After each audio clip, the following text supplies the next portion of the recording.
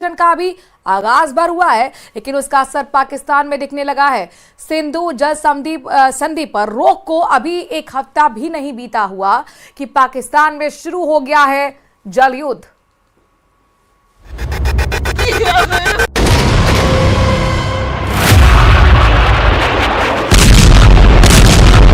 दरिया से हमारा पानी बहेगा या उनका खून बहेगा।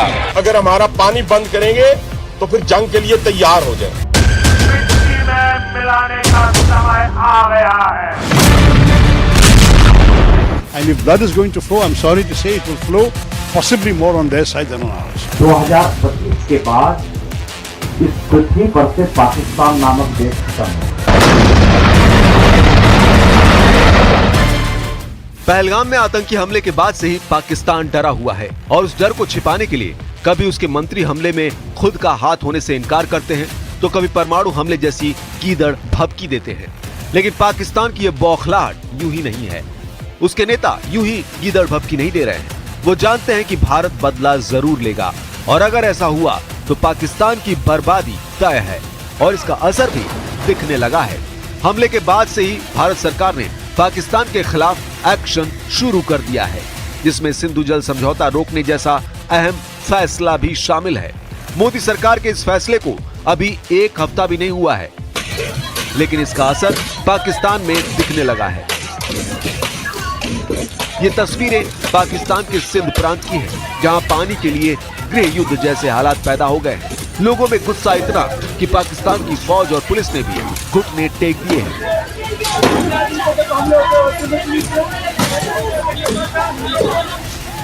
पानी को लेकर लोगों का गुस्सा पुलिस वालों पर निकल रहा है। पुलिस की गाड़ियों में तोड़फोड़ और आगजनी तक हो रही है और कई जगह प्रदर्शन हिंसक हो रहे हैं।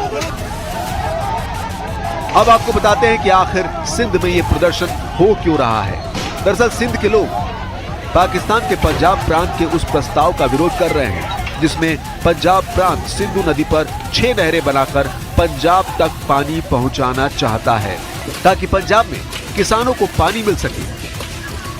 अब भारत सरकार के फैसले के बाद सिंध प्रांत में खलबली मच गई है और उन्हें लगता है कि नहरों के बनने से सिंधु का बचा खुचा पानी भी सिंध प्रांत को नहीं मिलेगा और सिंध प्रांत में फसल तो छोड़िए, जीने के लाले पड़ जाएंगे। यही वजह है कि पाकिस्तान सिंधु जल के नाम पर भारत को गीदड़ भभकी दे रहा है।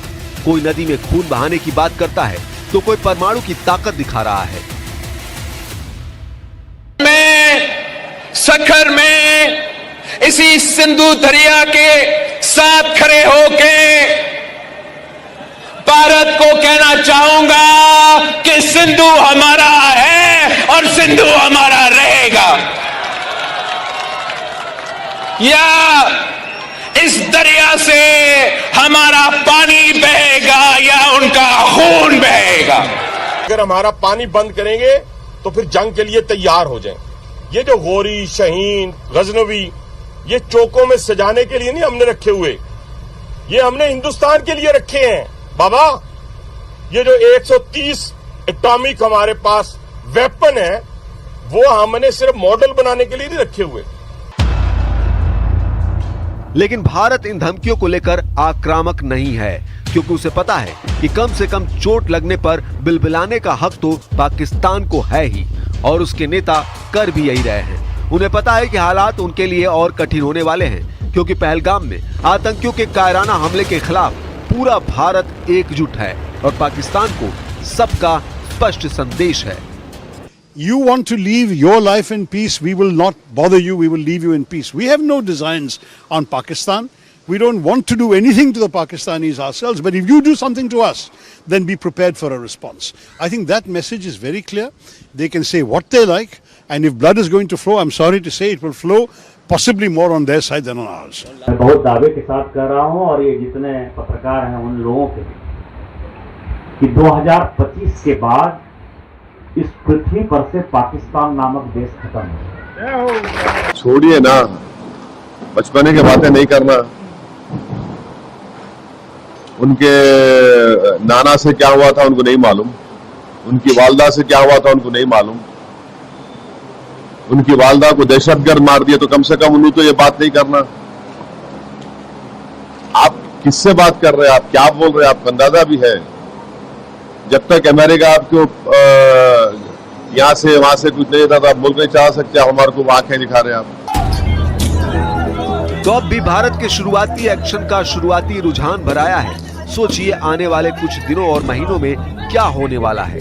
जाहिर है प्रदर्शन की ये आग सिंध से आगे बढ़कर कराची, मुल्तान और लाहौर तक पहुंच सकती है, जहां की पूरी आबादी सिंधु जल पर ही निर्भर है। और यही वजह है कि पाकिस्तान के नेताओं को पाकिस्तान में गृह युद्ध साफ दिख रहा है।